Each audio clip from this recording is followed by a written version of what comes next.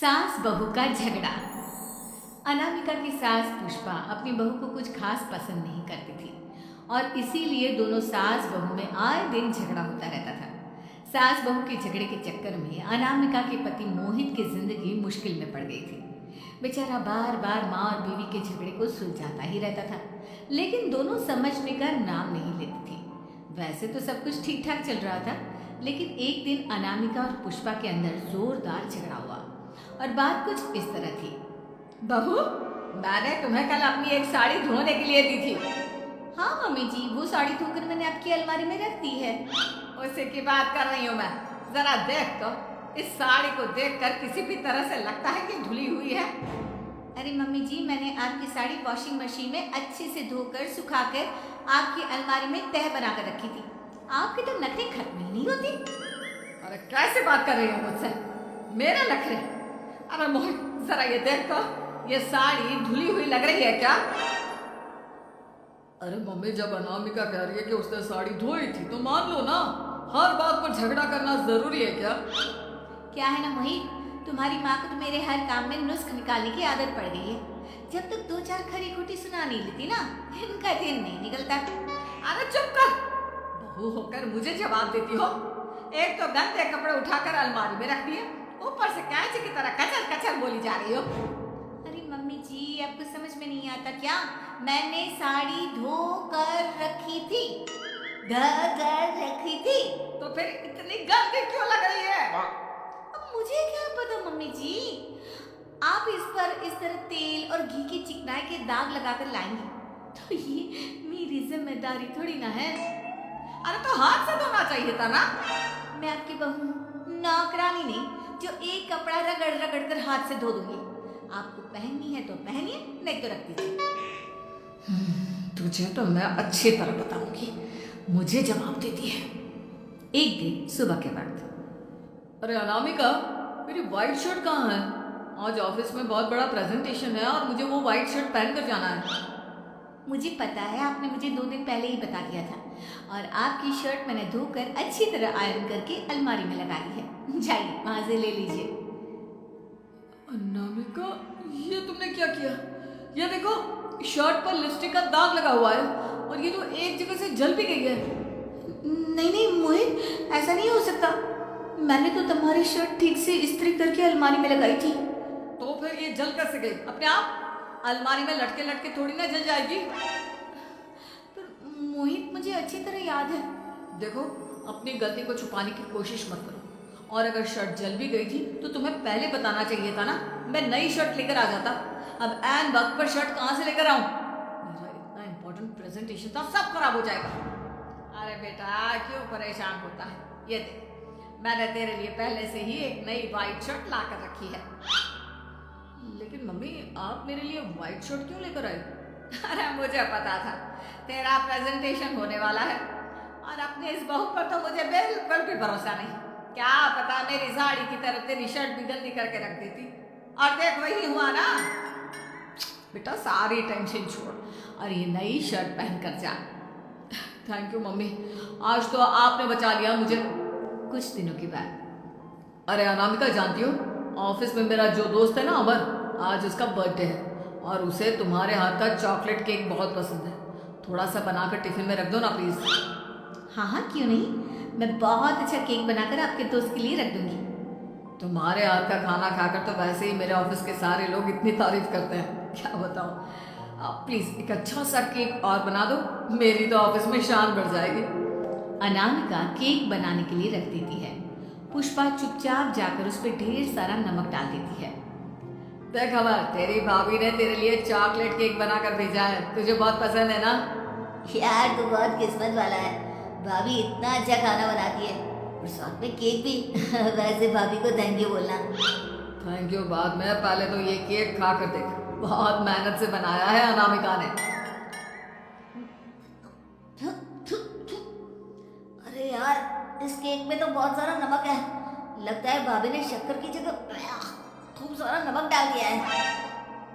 अरे मोहित, तू तो अपनी बीवी की कुकिंग की बहुत तारीफ करता फिरता है। जरा पूछना अपनी बीवी से, केक में नमक कब से डलने लग गया? क्या यार, तुझे भी मेरा ही जन्मदिन मिला था बिगाड़ने के लिए। केक नहीं लाना था तो मत लाता, कम से कम मुझे इस तरह नमक वाला केक तो नहीं खिलाता। अरे नहीं यार, अनामिका ऐसा नहीं कर सकती, जरूर कुछ गड़बड़ हुई होगी। घर जाने के बाद अनामिका, अगर तुम्हारा केक बनाने का मन नहीं था तो ना बनाती, लेकिन मेरी बेइज्जती करवाने की क्या जरूरत थी? अरे आपकी बेइज्जती, ये आप क्या कह रहे हैं? मैंने तो सुबह आपको इतने अच्छे तरीके से केक बना कर दिया था। हाँ, लेकिन उसमें इतना सारा नमक डाल दिया था कि आज ऑफिस में मेरा अच्छा खासा मजाक बना है। मेरे सारे दोस्त हंस रहे थे मुझ पर। अरे बेटा, मैंने तो तुझे पहले ही समझाने की कोशिश की थी। एक नंबर की गैर जिम्मेदार है ये लड़की, कोई काम ठीक से नहीं करती। उस दिन भी गंदी साड़ी रखती थी मेरी अलमारी में और झूठ बोल रही थी। कुछ दिनों के बाद अनामिका देखो, मैंने अपना लैपटॉप चार्जिंग पर लगाया है, उसे अच्छी तरह चार्ज होने देना। मेरी एक अर्जेंट मीटिंग है, प्लीज बीच में से हटाना मत। हाँ हाँ ठीक है, मैं नहीं हटाऊंगी। पुष्पा चुपचाप से जाकर चार्जिंग का बटन बंद कर देती है। थोड़ी देर बाद अरे ये लैपटॉप चार्ज क्यों नहीं हुआ? और ये बटन किसने ऑफ कर दिया? अनामिका, इधर आओ। क्या हुआ?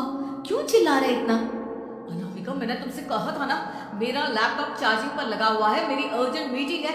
तुमने इसका स्विच ऑफ क्यों कर दिया? अरे मैंने ऐसा कुछ नहीं किया, मैं क्यों स्विच ऑफ करूंगी? कुछ दिनों से देख रहा हूँ अनामिका, तुम मेरा हर काम बिगाड़ देती हो।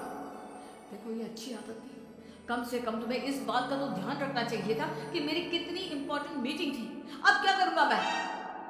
आई एम सॉरी मोहित, लेकिन सच में मैंने जानबूझकर कुछ नहीं किया। अगर जानबूझकर नहीं किया तो क्या सब कुछ अपने आप हो जाता है? कभी मेरी शर्ट जल जाती है, कभी केक में नमक डल जाता है। आप मेरी बात क्यों नहीं सुनते? मैंने जानबूझकर कुछ नहीं किया। फिर से वही बात। अरे कितनी बार तुम्हें समझा चुका हूँ, इस तरह मेरा काम बार बार मत बिगाड़ा करो। तुम जानती हो मुझे कितनी प्रॉब्लम होती है। ऑफिस में तो पहले ही बेइज्जती करा चुकी हूँ, और अब ये मीटिंग, ये भी मेरे हाथ से निकल गई। अनामिका की समझ में कुछ नहीं आता कि आखिर उसके साथ ये सब क्या हो रहा था और क्यों हो रहा था। फिर कुछ दिनों के बाद मोहित अपने ऑफिस से कुछ फाइल लेकर घर आता है। अनामिका, ये कुछ फाइलें हैं, इन्हें संभाल कर रख दो, और प्लीज इस बार ध्यान से, कोई गड़बड़ी नहीं होनी चाहिए। नहीं मोहित, कोई गड़बड़ी नहीं होगी। मैं सारी फाइल्स अलमारी में लॉक करके रखूंगी और चाबी अपने पास रखूंगी। अनामिका, जरा अलमारी की चाबी तो देना। क्यों मम्मी जी, आपको क्या काम है? उसमें मोहित की जरूरी फाइल रखी है और मैं नहीं चाहती कि इस बार कोई भी गड़बड़ हो। पता नहीं कुछ दिनों से हर काम खराब हो जाता है। अरे मुझे उसमें से पैसे निकालने हैं और उसके बाद ले लेना अपनी चाबी। मैं खा नहीं जाऊंगी तुम्हारे पति की फाइल। अनामिका को अपनी सास पर शक होता है। चाबी देने के बाद वो चुपचाप छुपकर अपनी सास की हरकत देखती है। ये फाइलें उठाकर डस्टबिन में डाल देती हूँ, फिर देखना कैसे मोहित इसकी खबर लेगा। इस बार तो छोड़ेगा नहीं इसे। वैसे भी पहले मैंने जो कुछ भी किया है उसकी वजह से अच्छी खासी डांट पड़ी है, मजा आ जाएगा।